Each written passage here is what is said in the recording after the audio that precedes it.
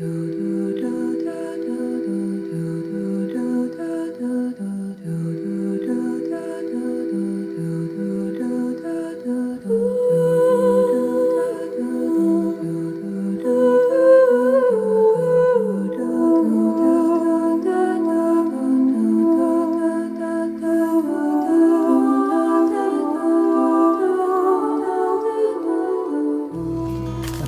Just 40 miles west of the Twin Cities, along the South Fork of the Crow River, sits the charming little community of Watertown.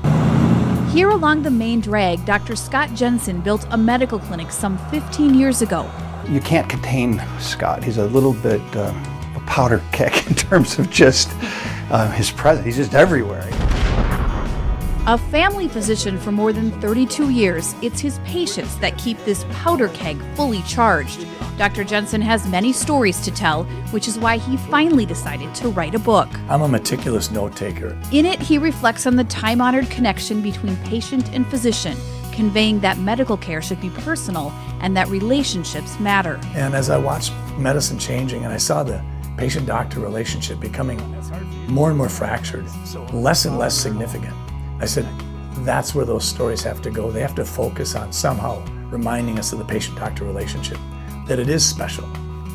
To truly understand how Dr. Jensen practices, you have to hear from his patients. It's really awesome to have somebody who knows you so well, kind of inside and out. I said, I'm getting old. He said, no. You're not getting old. You are old. It's very realistic also. That'd be great. Thanks, appreciate it. I would say that in 30 years of ministry, I have been interrogated 2 times, once by Scott Jensen.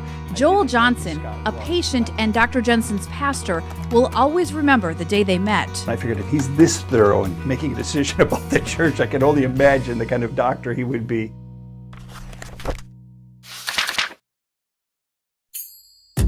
Scott Jensen grew up in the southern Minnesota town of Sleepy Eye, a middle child of 5 siblings. Tragically, he lost his mom to colon cancer. She was in her 40s. She sort of looked like Doris Day. She was my best friend. So that was a tough one. A decade later, his dad died, and then his youngest brother. But I do think that going through so much death in such a short period of time, it really set me up to be what I would like to think a compassionate family doc. His career path wasn't a straight one. It included a year of dental school. I really enjoyed the gross anatomy, the biochemistry, the physiology, but I just didn't have a love affair with teeth. He then spent a year in the seminary, where he decided to propose to his girlfriend and go to medical school, finishing in just 3 years. He did his residency at Bethesda Hospital in St. Paul. So I've had a wonderful career in medicine, and my wife is the best thing that's happened to me. She's the love of my life. He met his wife, Mary, who's a veterinarian, in college. And his first words to me are, "Oh, are you oxidizing an aldehyde into a ketone?" Not only is Minnesota Senator Scott Jensen a family practitioner with a clinic in Watertown, he is also a lawmaker. He was one of the first to raise concerns about this change.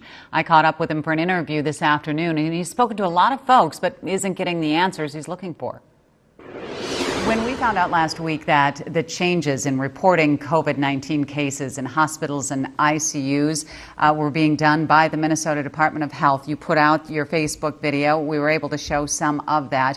Your first reaction when you heard this was what?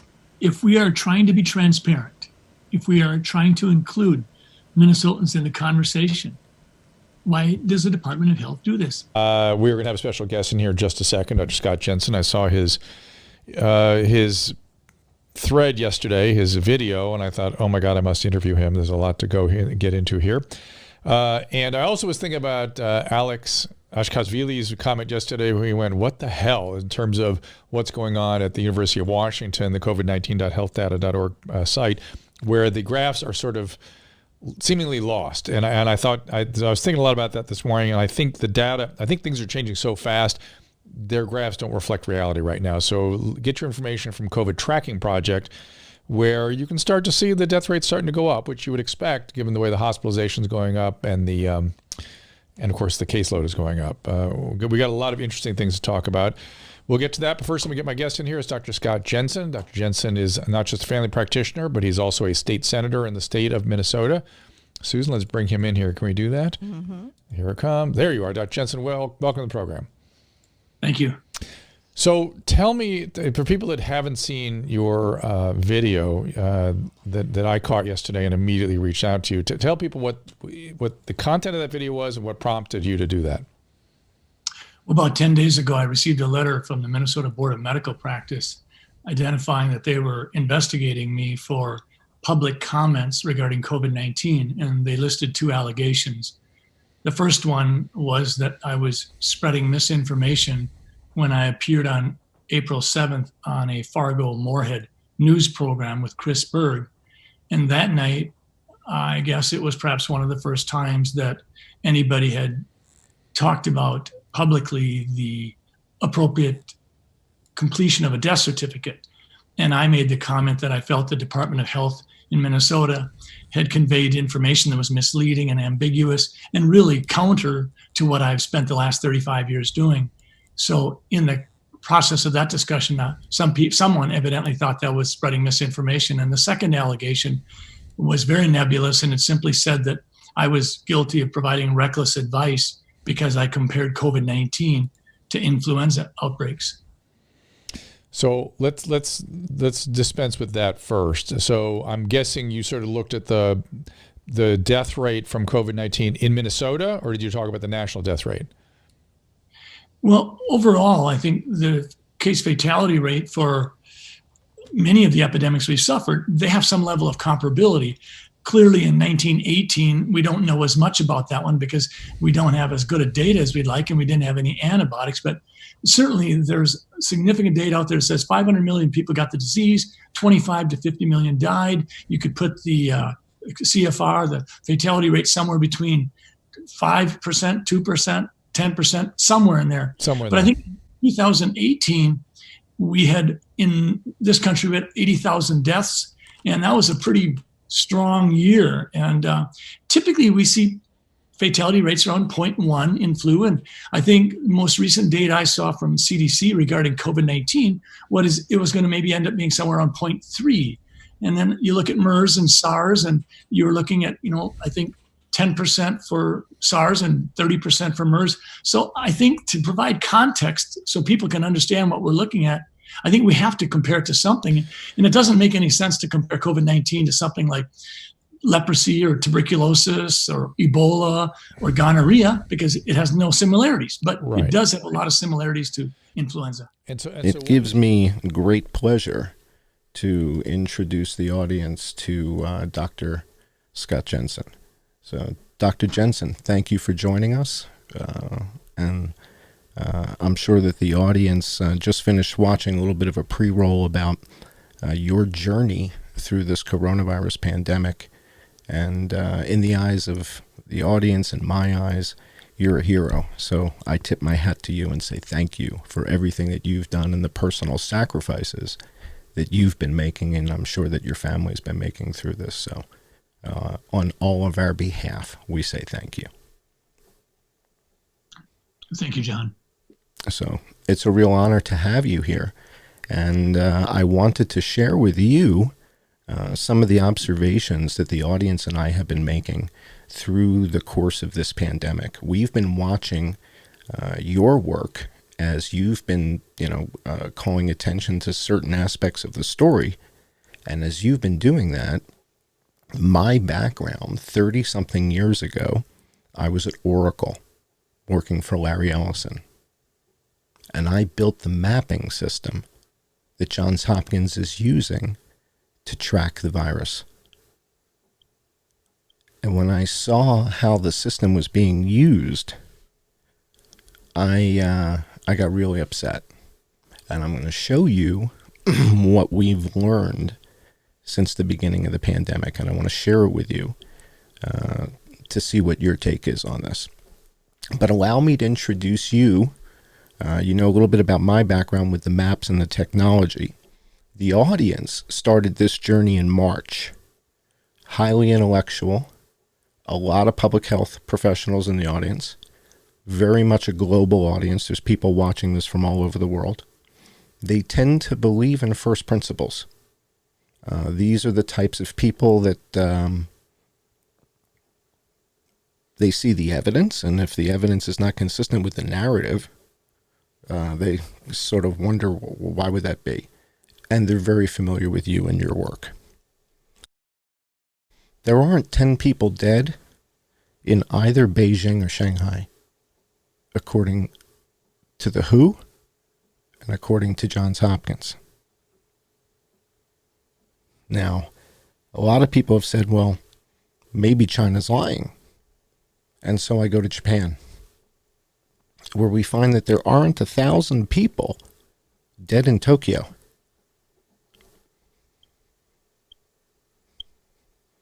Now, I know you've had a rough time with some of the authorities in your state. The medical board has given you a rough time. Minnesota today has 6,000 people that have died. And if I'm you, I feel very comfortable because the cavalry is here, doctor. The question to the folks that are poking you is, how is it that Japan has fewer people dead than Minnesota?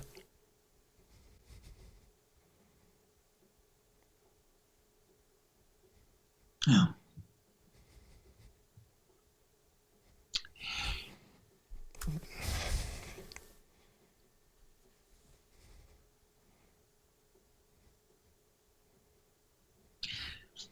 John? Cavalry's here, doctor. The cavalry is here. Nigeria has 200 million people. And your state has 4 times the deaths? Doesn't hold up, doctor. It doesn't hold up. Ethiopia has 1/3 of the deaths. Vietnam has 100 million people. There's 35 dead.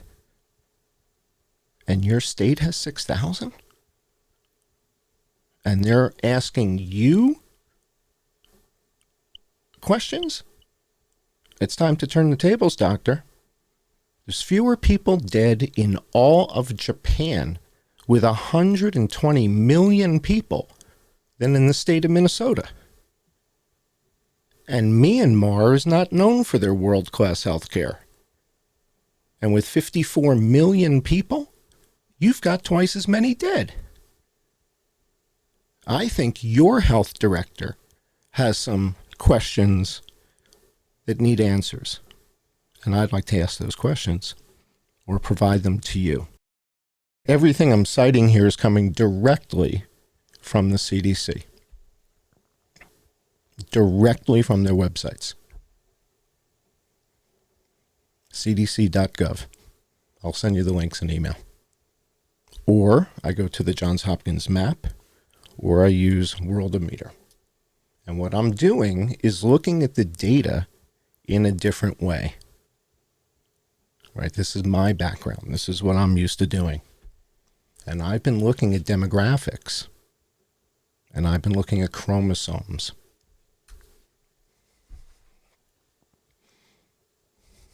Children 5 to 14 years old, back in October 28th, there were 39 dead in the country. And that's when Laura Ingraham started to tweet my work. It was when I was calling attention to the fact that if the children aren't dying, why are we closing the schools? Right? If the kids aren't the ones who are actually dying, are we following the science? And so I keep hearing Fauci and Birx say science, science, science, but that doesn't really mean science. So Laura starts tweeting my charts. But Fox won't let her put the stuff on the air. The column on the left is birth to 44 years old in the United States. The latest update from the CDC. Less than 10,000 dead. The next column, 45 to 64, 57,000. The next column, 65 and older. But AOC got her vaccination. That was important. This is the science. This is the math. And then what we do is we start to look at the population size versus the deaths. And this is where we start getting a little bit more sophisticated. So when we look at the younger people from birth to 44, the size of the population is represented in green. The number of people who've died is in blue. When we get to people who are 45 to 64, the population is dramatically smaller, but the number of people who've died is greater. And then when we get to 65 and over, the population is dramatically smaller, but the number of deaths is dramatically higher. No one's doing this analysis, doctor. We don't see this anywhere.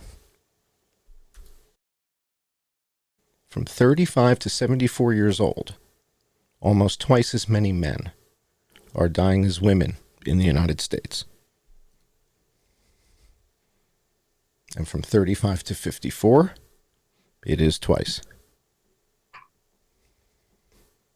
Now, if that were women, if women were dying twice the rate as men, would we do something differently? Hypothetically, rhetorically. 55 to 74, men in blue, women in green. Infants under 1 year old, comparing COVID deaths with deaths from all causes. 39 infants as of January 21st, under 1 year old. Over 18,000 deaths from all causes. Children 1 to 4, deaths with COVID, 21. Children 5 to 14, 58 dead with COVID, 5,400 from all causes. And then we go to young adults, 15 to 24. There's about 500 that are dead out of 35,000 from all causes. I'm trying to bring a different perspective, to put it in perspective. And then we start to look at the comorbidities. So the question is, what is the number one comorbidity? And looking at the table that the CDC provides, the number on the left is all deaths involving COVID.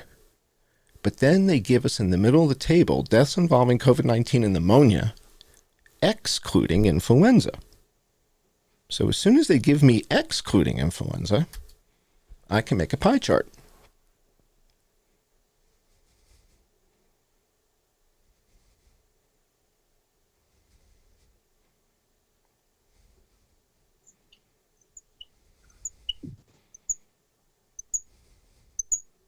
It's just math. I don't have a theory. A plus B equals C.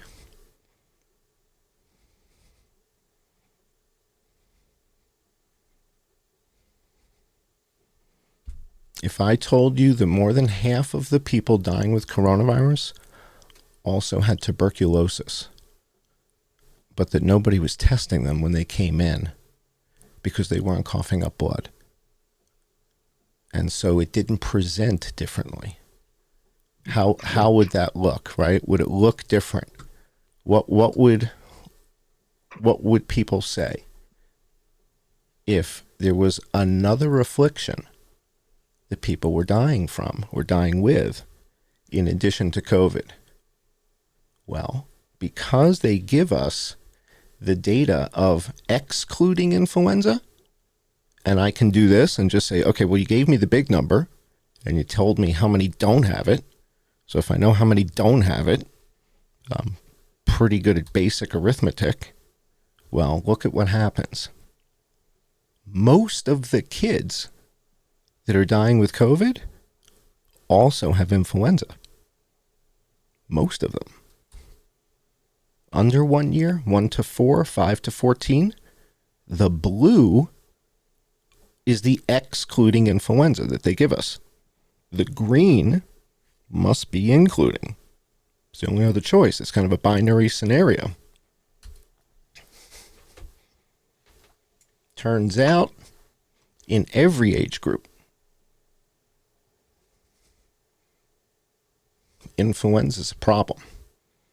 Big problem. So why are we talking about the flu and not SARS? Well, in Taiwan, where there's 24.5 million people living on an island, there's 7 dead. And they hate China. They don't go along with China. They're almost going to war. They're flying planes over each other right now. Back in October, you started hearing reports about how the flu has disappeared. Miraculously, has COVID killed off the flu? How did that happen?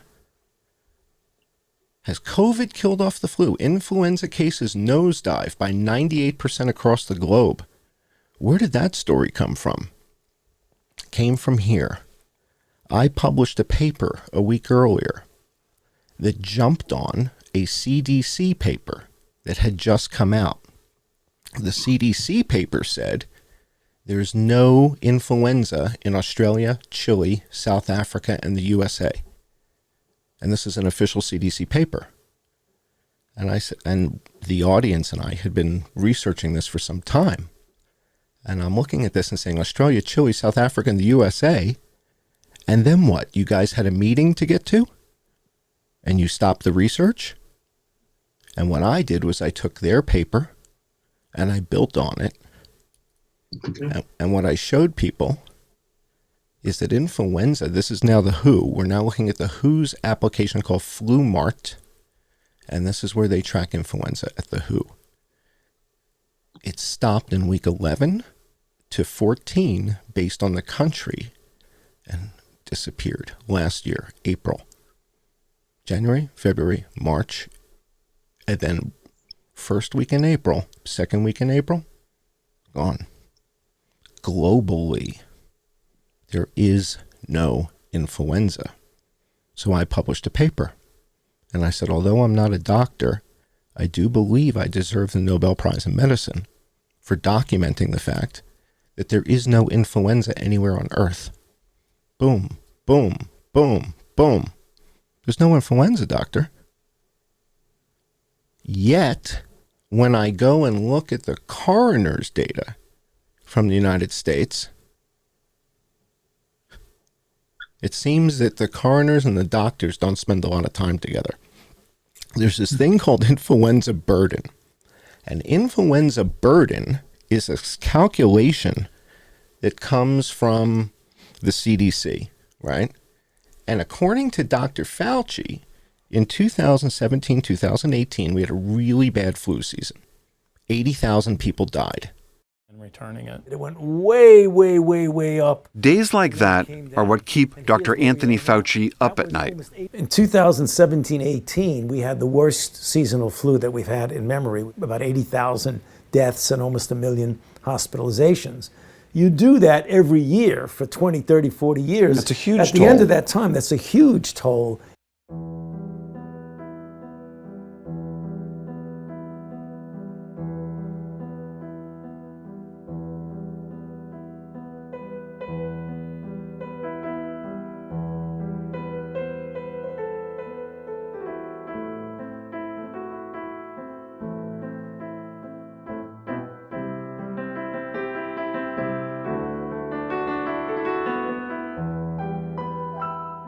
About 80,000 deaths.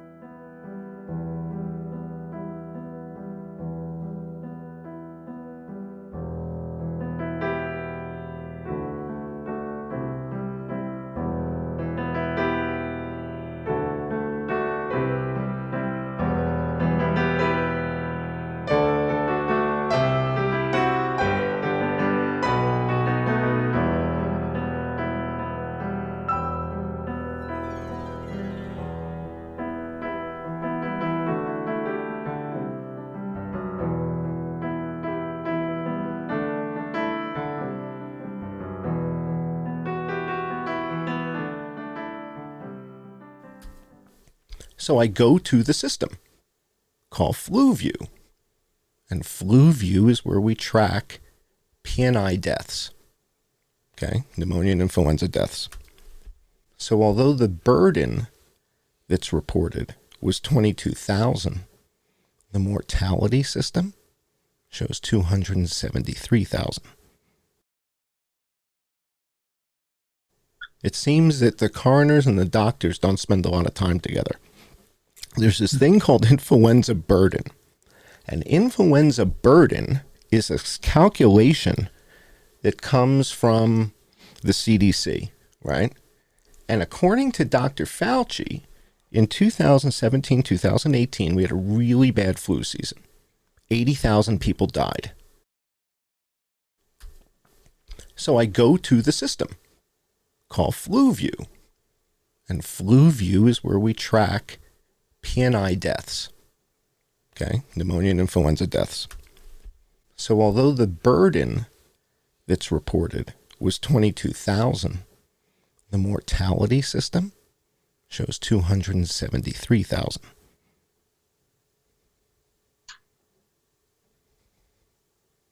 With over 4,000 people dying a week from PNI in the United States every single week in 2020, including before coronavirus.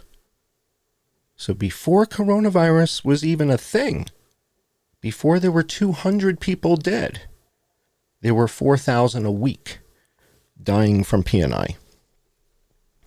But the burden number that was reported was 22,000. I'm like, what? You guys missing a digit? There's the data, straight from their table. This is from their page. This season that started October 1st, there's not a single week with less than 4,000 dead from PNI. This has nothing to do with coronavirus. You know what with the death codes, the U codes, U09 for the Wonder system. That's this. That's what I'm looking at. This has nothing to do with COVID. This is pure PNI. There's over 100,000 dead this season from PNI in the CDC system. We started looking at the Spanish flu and how was it different from seasonal H1N1. And the defining characteristic seems to be the cytokine storm and the mush that it left the lung tissue in, the condition. So when you look at these charts and you compare PNI deaths to the COVID deaths excluding influenza, what we see is that they're not double counting.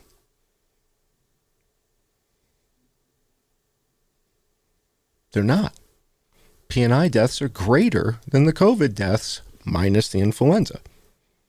Right? So when we take the big COVID number, the 400,000 number, and we subtract the people that have influenza, we don't want to double count them, right? They're already in the other system. So we take those away, and what we see is that PNI deaths are actually higher than COVID deaths. And then when we go to the mortality homepage, if Dr. Fauci told us that this red peak in the middle of this graph, the middle peak was 2017-18. In 2017-18, we had the worst seasonal flu that we've had in memory, about 80,000 deaths. He said that was 80,000 dead. If that's 80,000 dead, how is this double peak on the right that we just experienced? How's that 22? The one in the middle he told us was 80. He said 80,000 people died in the 2017 season from PNI, and we're looking at the PNI mortality system. So if that was 80, how's this one on the right 22?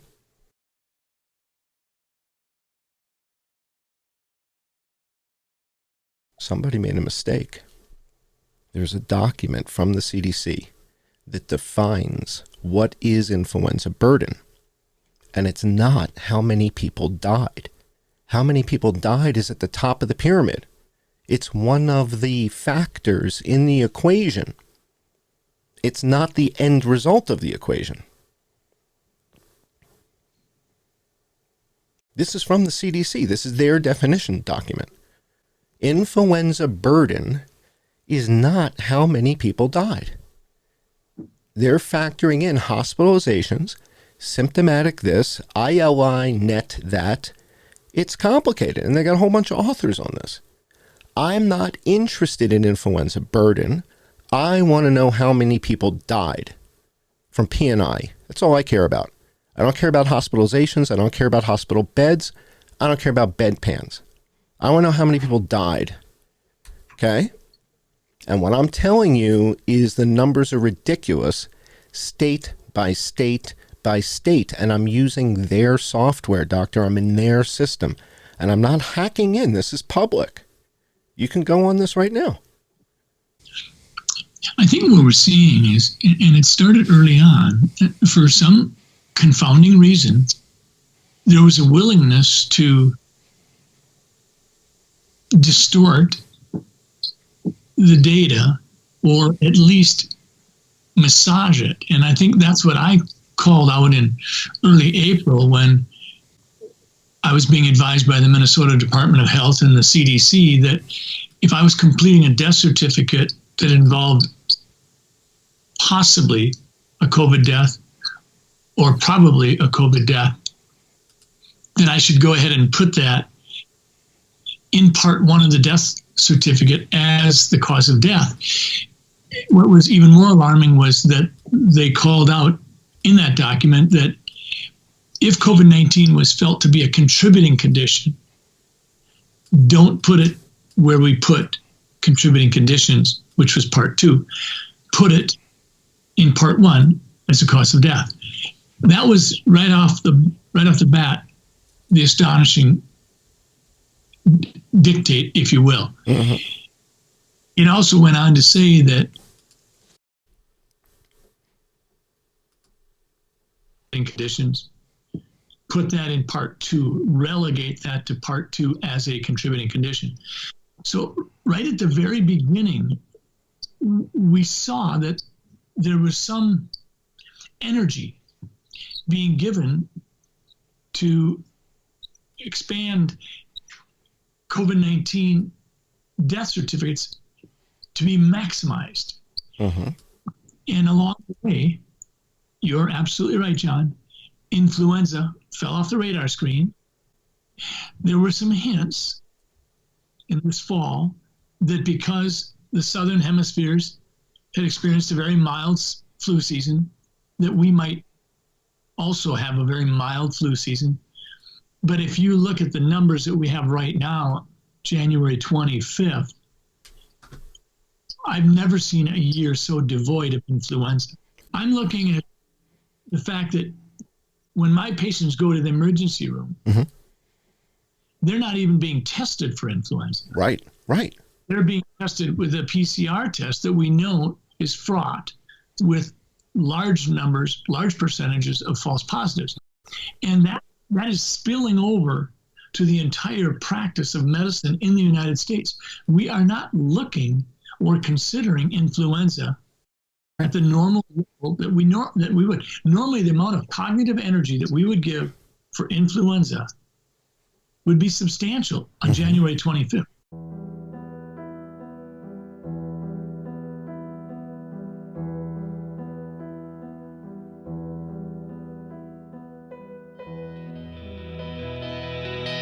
In today's morning rounds, this flu season is on track to be one of the worst in recent history. In terms of the number of people infected, flu is now widespread in almost every single state, and nearly 10 million people have become ill so far. 4,800 of those people have died.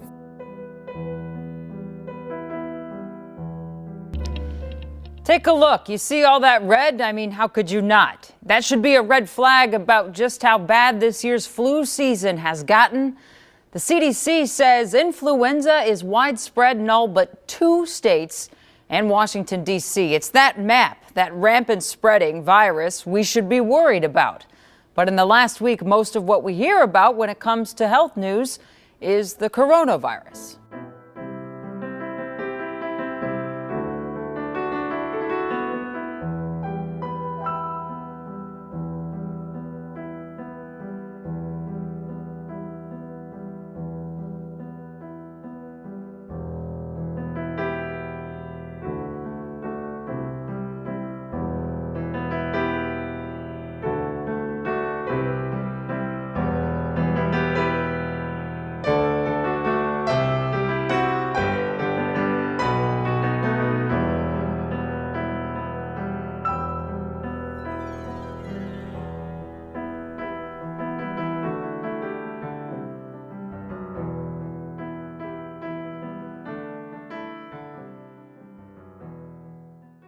No testing for it.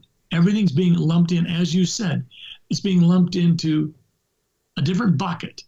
And that bucket is COVID. And if it's a comorbidity, if it turns out that people have both. So, for example, we know that most people that die from influenza are actually dying from pneumonia. We know that. The audience knows that, right? But I think it's very similar with coronavirus. I believe that many of the people who are dying with coronavirus also have acute respiratory distress syndrome, also have pneumonia that's a disaster. What we keep hearing is that the lung tissue is just like jelly. It's just destroyed. We keep hearing this again and again post-mortem. And so what you're saying is that the frontline doctors have been so myopically hypnotized, and I'm kind of putting words in your mouth, but this notion of everybody being so focused on coronavirus, almost like hypnosis, that we forgot all about influenza. Now, if it turns out that it's a particularly dangerous strain of H1N1 that's remarkably similar to the strain from the Spanish flu, there is a story about it, Walter Reed. I'm not sure if you know Jeffrey Taubenberger and Ann Reed and the story of this. Did you hear about this in the past? Is this something you were familiar with or no? No, I'm not. All right. So it turns out that the NIH and Dr. Fauci funded a project in 2005 at Walter Reed to resurrect or recreate the Spanish flu.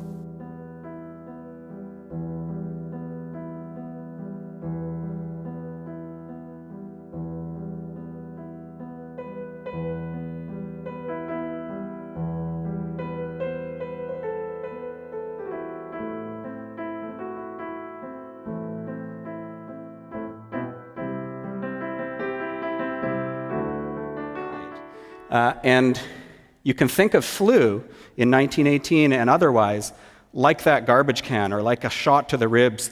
It lands you on your back for a few weeks. It creates inflammation, fluid buildup in your lungs where you need them clear for oxygen, for gas exchange.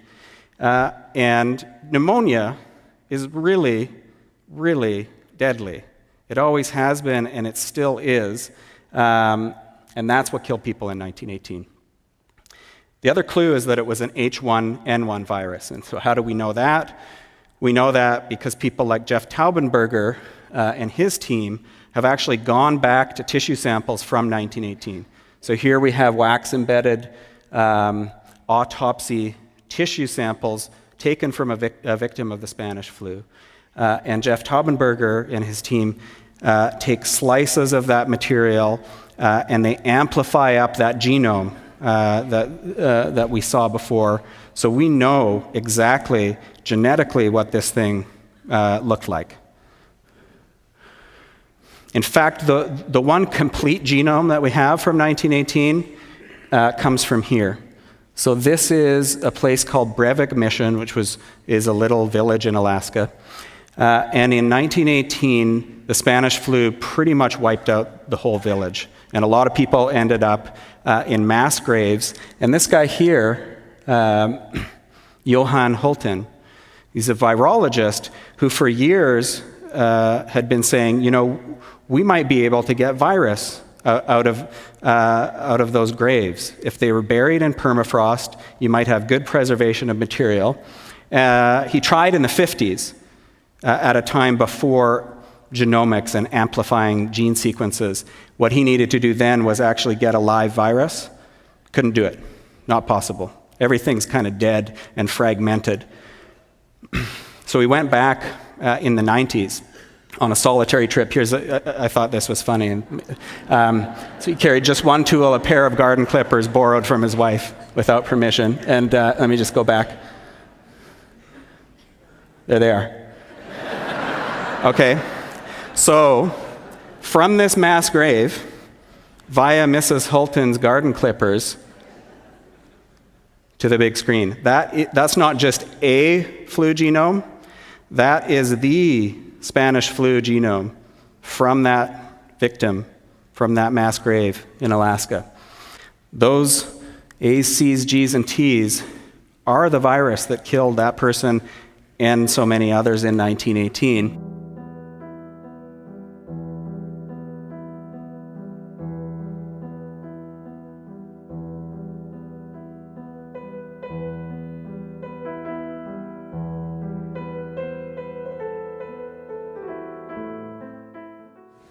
Michael. Yeah, Rich. So, on that one slide showing the strains circulating through humans through time, at the end you had the H3N2 and you had the H1N1 and it said H1N1 lab escape. H1N1 and it said H1N1 lab escape.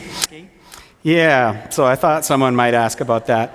So in 1957, the Spanish flu like H1N1 went extinct when H2N2 emerged. In 1968, H3N2 kicked out H2N2. But in 1977, there was a kind of mini pandemic, and H1N1 reemerged.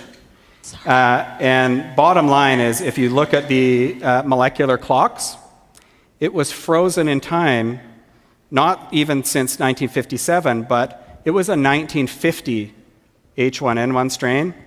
And it's virtually certain that it was an accidental escape, probably from an experimental strain from China or Russia. And so, yes, the worst pathogen in human history was accidentally re-released, and not too many people know about it until you guys.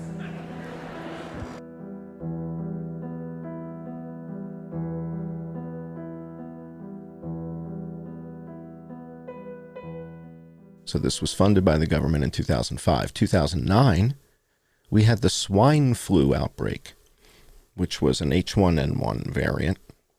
And the chart that I just showed you a minute or two ago, the 80,000 in the middle is nothing compared to that huge hump that we had off to the right. Right? So the audience and I are baffled. This is the reconstruction of the 1918 pandemic virus by Dr. Jeffrey Taubenberg. So the CDC brags about it. They're telling you, yeah, this was a great project. It was exciting. We went to Alaska. It was actually, the story was on the cover of Sports Illustrated on how they went to Alaska to get the Spanish flu genome. And then they sequenced it. Last year, more people died of influenza than died from coronavirus in the United States. According to the CDC, according to their data. And nobody's looking. And you see how the green doesn't even show up until week 12? All the blue before that is influenza deaths. And we were in a bad season in January, February 2020. It was bad. Then coronavirus shows up.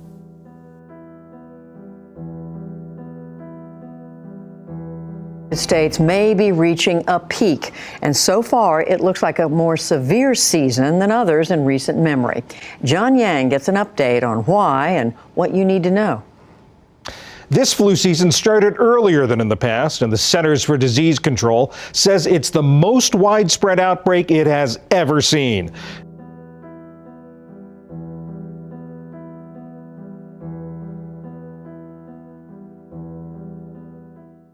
Numbers may surprise you.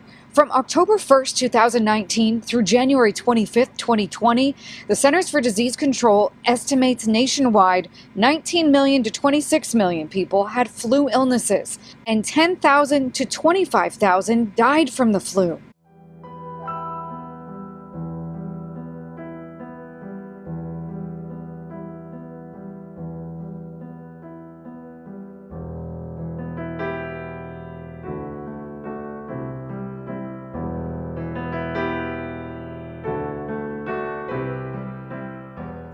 Everybody stops testing for influenza except the coroners post-mortem.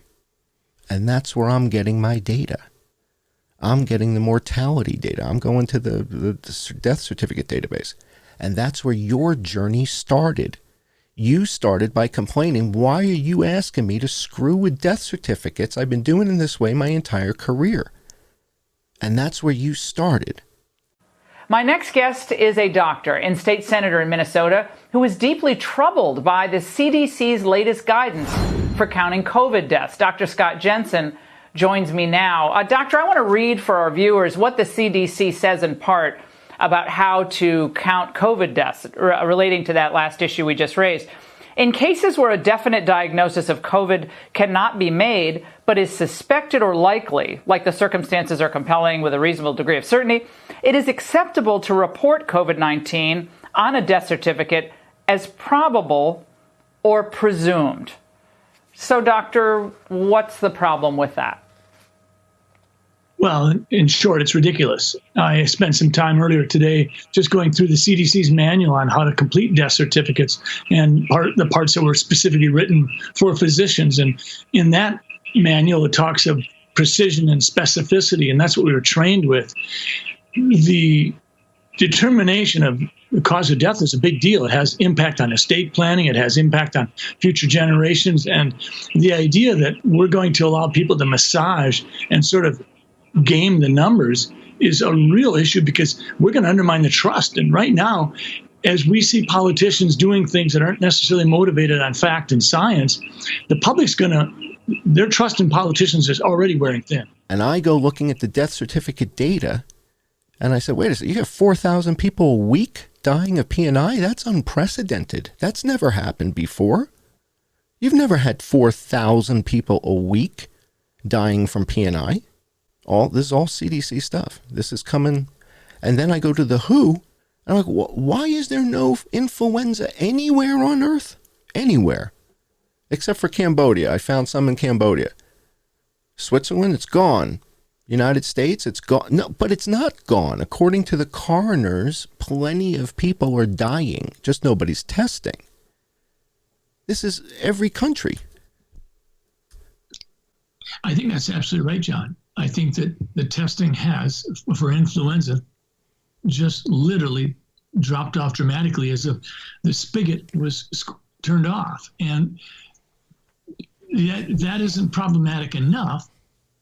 We've replaced that with PCR testing, which we know, and you know, that the false positive rate with PCR testing can be dramatically inflated to the point where some New England studies had demonstrated that possibly even up to 85% of people who had been identified as positive COVID cases were indeed not. So I think you make a very good point. We saw this encroachment on intellectual honesty start. You're pointing out that instead of just focusing on the mechanism of completing a death certificate, let's look at what historically drives our seasonal respiratory illnesses, which is influenza and influenza pneumonia. And then we can say, yes, COVID-19 is here. But I think this is why the death certificate thing is probably the easiest one to audit and to try to bring some clarity to the situation. But clearly, it won't give us the kind of clarity that we should have had, because we have allowed, I should say, the CDC, the World Health Organization, multiple agencies have allowed the normal data stream and the normal data analysis to be corrupted in such a way that we will not be able to recover that data, because frankly, the bodies are buried. But we can still go back and say how many of the death certificates by their own accord reveal that COVID was not the underlying cause of death. Because we can at least say then, we may have 20, 30%. And then if we look at another large chunk of deaths and say, these are long-term care facilities. And then we look at your graph you have here, and we say, don't we have a profound intellectual curiosity as to why Vietnam has recorded 35 deaths and Nigeria 1,500 and Japan 5,000? All I've been saying, doctor, the whole time, all I keep saying is, isn't this worth further investigation? If you were in charge of the Department of Health for any state, Start with New York, because New York is just an absolute disaster. Why would you not pick up the phone and call Japan? Aren't they our friends? They're our friends, right? We're friends with Korea. We're friends with Vietnam. Why would we not call their health minister and say, what the heck are you guys doing? How did you pull this off? Nigeria is laughing at Rhode Island. Nigeria has 200 million people. Korea. John, what is your hypothesis in terms of what's happened here? What do you see as the underlying? You have different rubrics being used in different countries. So Vietnam is not running their PCR tests through the recombinator 45 times. And if somebody dies on a motorcycle with COVID, it's not counted. The first column in our, and Dr. Birx told us this, right? So Dr. Birx said, we count things differently, right? So I think in this country, we've taken a very liberal approach to mortality. There are other countries that if you had a pre-existing condition, and let's say the virus caused you to go to the ICU and then have a heart or kidney problem, some countries are recording that as a heart issue or a kidney issue and not a COVID-19 death.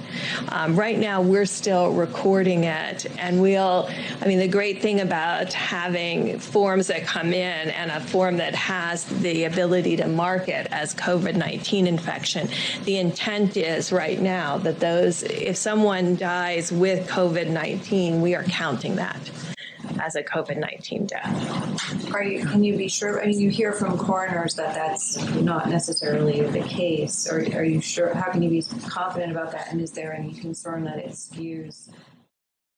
Told us that. And let me see. The way we count deaths on the table, the first column is all deaths involving COVID. And that's what Dr. Birx said. So all deaths involving COVID is, Alzheimer's, cancer, right? Kidney disease, and COVID. But if these people are 85 years old with kidney disease or 85 years old with Alzheimer's, was it the straw that broke their back? Yes. Were they likely to die if they had influenza as well? How many of these people also have influenza is real easy. We go to that middle column that says, well, how many don't have influenza? And I just get the other side of the pie on the pie chart. More than half of the people have influenza, but we're not finding out until they're dead.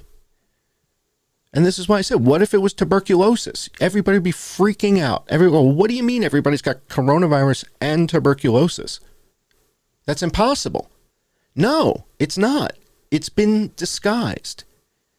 You've got two infections at the same time. You're testing for one, but that second one is going to kill you. For sure. And more than 50% have it. To give you an example, John, 2 years ago, if I'm making rounds in the nursing home and my patient is profoundly demented, losing weight, family knows it, I'll share with them, it's just a matter of time. We don't know when. Right. And if that patient, over a 72-hour period, appetite just virtually stopped, and maybe in the last 12 hours had a cough, and there was influenza going around the nursing home, and the patient succumbs, I would never put down the cause of death was influenza. Right. The underlying cause of death would be dementia. This is where we've gone wrong this year, is we have been encouraged that in that situation, regardless of influenza going around the nursing home, the CDC has basically said, if it's probable COVID, call it COVID. If you don't do a test, that's okay. If you do a test and it's negative, still call it COVID. And then they had the nerve to tell us, and oh, by the way, we're not going to be auditing the cause of death in this. So they're basically saying, don't worry about it. Don't worry about a lack of precision or a lack of accuracy. And then what I've been saying, John, is if you follow the money, you'll see that if you hit a certain frequency, or excuse me, if you hit a certain number, certain threshold of COVID-19 admissions to the hospital between January 1st and June 10th, then you get a spiff of $77,000 per COVID-19 admission. Yeah, and CDC Director Redfield acknowledged, Phil, that hospitals do have this financial incentive to maybe play with the numbers. We've seen this in other disease processes too. Early in the HIV epidemic, somebody may have a heart attack but also have HIV. The hospital would prefer the DRG for HIV because there's greater reimbursement. When it comes to death reporting, though, I mean, ultimately it's how the physician defines it in the death certificate. And when it comes to hospital reimbursements, there could be some play in that for sure. And Phil Kerpen, president of the Committee to Unleash Prosperity. Phil, how widespread is this, do you think? Well, I think it's pretty widespread. We definitely saw it when the high-impact funding was coming up, and we had those deadlines, and hospitals had to get their 100 coronavirus patients to get the $75,000 each. And hospitals had to get their 100 coronavirus patients to get the $75,000 each. And hospitals had to get their 100 coronavirus patients to get the $75,000 each. At the $75,000 each. At the $75,000 each. Prior to September 1st, they didn't even need a test. They could just say, we think this person has coronavirus, reimburse us 20% more and add that to the patient. Now the federal government is requiring that they do a test. But we know. So you can imagine the frenetic activity for heaven's sakes, test everybody. And so we're testing everybody, and we're doing it with a test that's cycling 44 times. It's absolutely thrown out the window. And then we have the bureaucrats telling us that because we're thinking about this, we're conspiracy theorists. Right. Well, and that's what I mean. You've suffered personally. You've suffered the ad hominem attacks. They came after you. They came after you and your license and your reputation. And that's why it's important that the audience understands what you've been through and these tribulations. And they say you speak facts to power. I'm using the CDC's data. I'm using the WHO's data. I'm using the map from Johns Hopkins that I built. You going to tell me I'm not qualified? Are you going to tell me that I'm not seeing that there's less than 10 people dead in Beijing? There's no one dead in Laos. There's no one dead in Cambodia. And Thailand has 1,000 times fewer dead than France? It has to be the rubric. We're not using the same set of test criteria. And if there was an H1N1 pandemic, that, you know, again, when we look at the if I look at the WHO's reporting, and we see that, you know, somehow mysteriously it just disappeared. Well, how did that happen?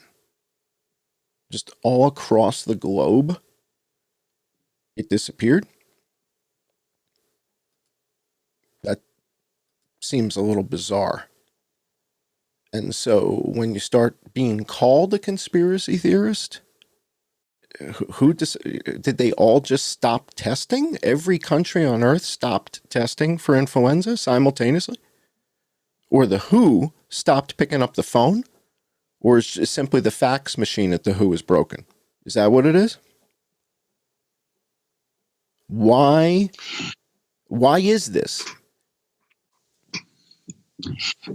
John, I think a point that I want to emphasize that you made a few moments ago is, if you're in charge of a state's Department of Health, take New York State, and you see some of the data you're showing here, and you see that the number of deaths in countries that have a substantially larger population than you do is dramatically different. And would you not say, I have got to figure this out? Is it the rubrics? What are we doing? Are we doing something wrong? Are we not comparing apples to apples and oranges to oranges? This is what astonishes me too. It seems like the appetite for intellectual curiosity is just dried up, and we have this groupthink whereby you've got all the sort of, if you will, the agency people, the bureaucrats, the ivory tower folks, and they're sitting over here and saying everything's right, no problems, regardless of the fact we've seen the CDC stumble and bumble and hiccup many times. I'm not asking anybody to say that I'm categorically correct or that people are trying to lie, cheat, or steal. I'm just saying, shouldn't we have more commitment to a true scientific effort and real data, and quit with the mantra, follow the science, which has become nothing more than a 3-word political slogan that has no bearing anymore because things have been so corrupted? This is what confuses me, is why wouldn't you say, let's audit it. Let's figure this out. Let's all do it across the nation because our people deserve to. Because what's going to happen is we're going to see the federal registrar and we're going to see the number of cardiovascular deaths drop because everything's being counted. We're going to see the cancer deaths drop. And then we're going to ask, gee, did the cancer deaths drop because of the recent chemotherapy agents that have been introduced to the market, which very likely would have nothing to do with it? But we're going to ask those questions because our data is so corrupted. We have to. And what I'm trying to do is provide sort of a little bit of a guide as to where to look, right? So for example, when we were looking at chromosomes, whether you're XX or XY, it makes a difference. And in fact, in infants, 1 and younger, it really makes a difference. Little baby boys are dying more than little baby girls. And I don't know that anybody knows that. And I'm just trying to save lives. And I believe that if more people understood that we've got a problem that is a co-infection, and that if we were to rediscuss and reintroduce Tamiflu, oseltamivir, and the new antiviral, Xofluza, baloxamivir, just was approved a year ago. There are antivirals that treat H1N1. Nobody's talking about them. Why is that? If more than half of these people are dying with influenza, why would we not want to also treat the influenza? Especially if it's H1N1 and it's this particularly wicked one that causes cytokine storms.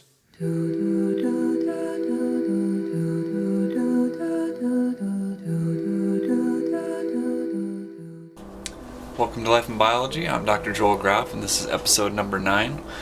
Today we're going to be talking about the Spanish flu and what I consider to be a famous experiment where they resurrected the Spanish flu, the 1918 flu, in 2005 after all the virus had been extinct from the world.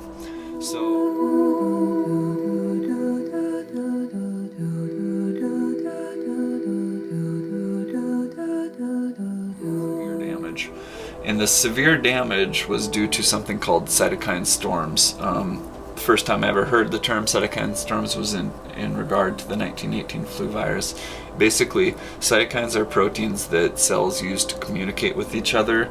Cytokines often tell you if there's danger, and so cells start making these danger signals, and it brings in more immune cells, and the immune cells are all acting up, and they can cause damage to your tissue, and that causes this severe pathology from the virus. And then we talked about secondary bacterial infections earlier. Those secondary bacterial infections can then take advantage of a damaged lung or airway and get hold and cause really severe pneumonia that could be lethal.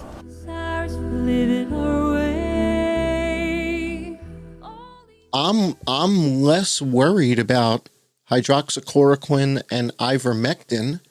I'm more concerned that if more than half the people have got H1N1, I want to get oseltamivir into them. I want to get baloxamivir into them, and I'm not a doctor. But I know that those are antivirals for H1N1. So if more than half of the people have H1N1 that are dying, these are the dead, That's all I'm looking at are dead folks. They weren't tested when they came in for it, but the coroner tests them. And that's where I'm getting my data.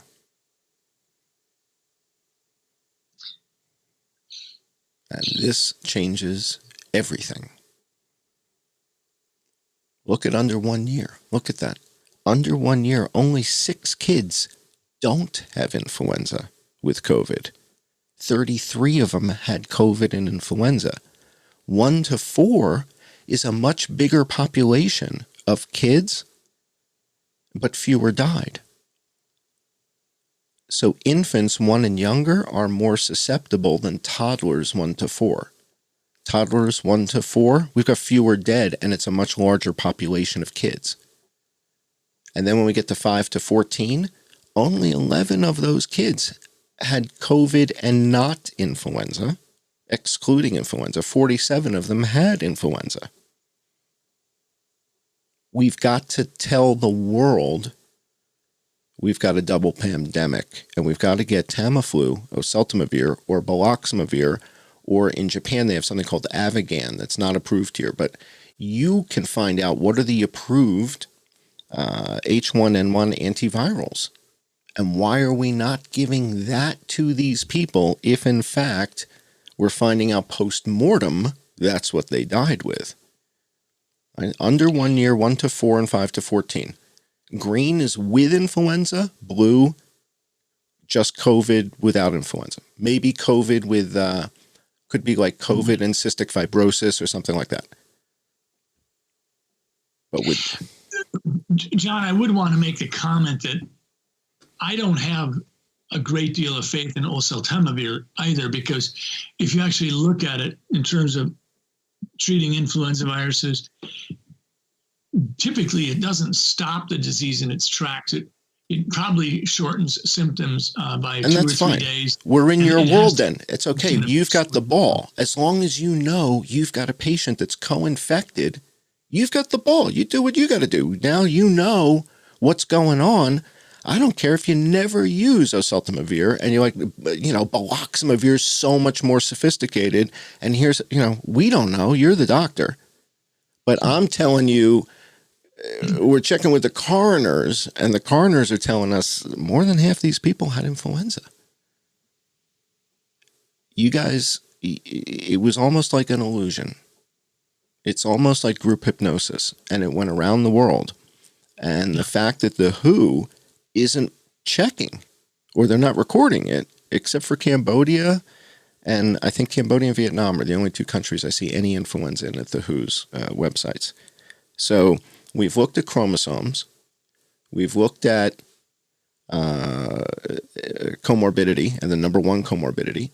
We've looked around the world, and we've realized that there's not that many places around the world that have got as many people dead as Minnesota.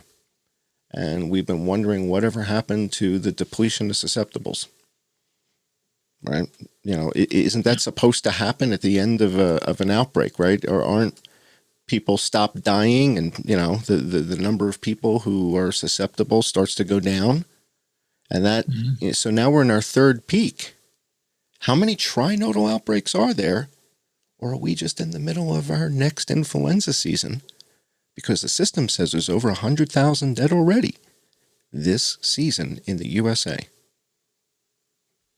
I've taken so much of your time. I can't thank you enough, and I don't want to make you late for your next meeting. You've got a whole bunch of people waiting for you. But I would love to have you back on the show to discuss what do we do now. Because now that you know this, there's more. There's more. We're just getting you started. All right, and this is CDC and WHO and Johns Hopkins data. That's all this is. It strikes me, John, that we could make a significant difference if right now we said nobody gets to do a PCR test unless they do influenza A and B right alongside of it. So we would get that data. And then also say, and nobody gets to do a PCR test that cycles more than 33 times. Well, you know that the WHO just released new guidance this past week, right after the inauguration. In fact, so the audience knows that also. I've posted that on my Patreon page, that there is new guidance from the WHO and that they are toning it down a bit and they expect there to be fewer cases. But when we look at places like Vietnam, we look at Korea, Kenya, Ethiopia, these are huge countries. The rubric can't be the same. It can't be. It can't be. And the tragedy is there are millions of people dying with influenza. And very few people know. But now you know. And I can't thank you enough for coming on the show. I hope you will come back and talk with us further. Thank you so much for joining us. Thank you, John. Heroes.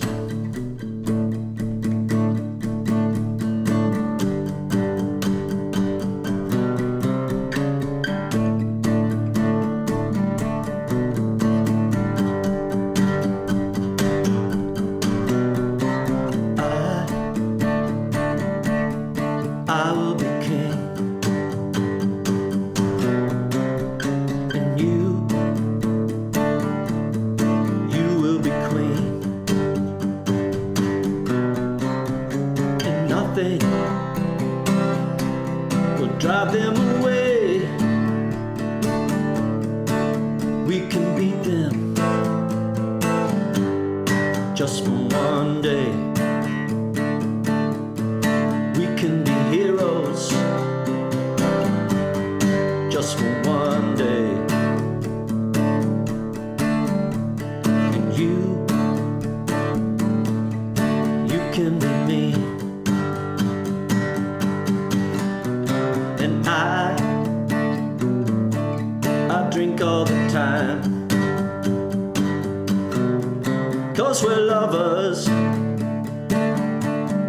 That is a fact.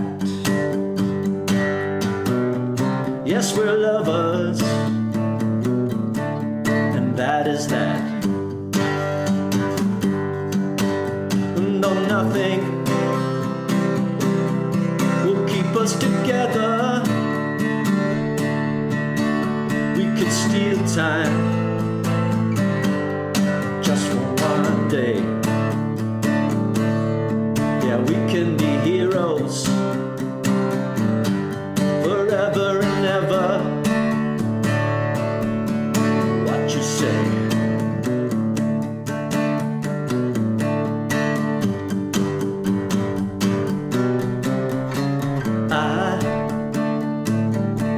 I wish I could swim like the dolphins. Like dolphins can swim. And though nothing keeps us together, we can beat them forever and ever. Oh, we can be heroes just for one day.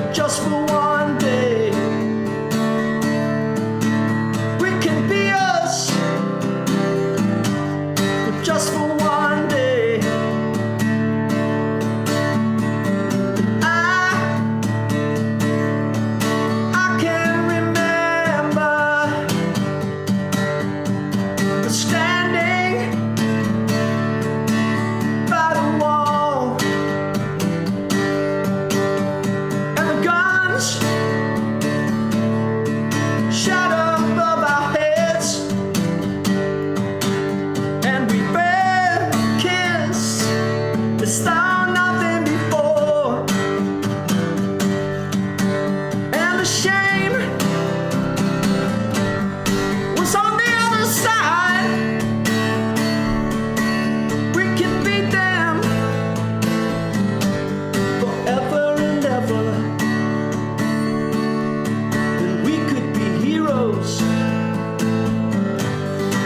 just for one day.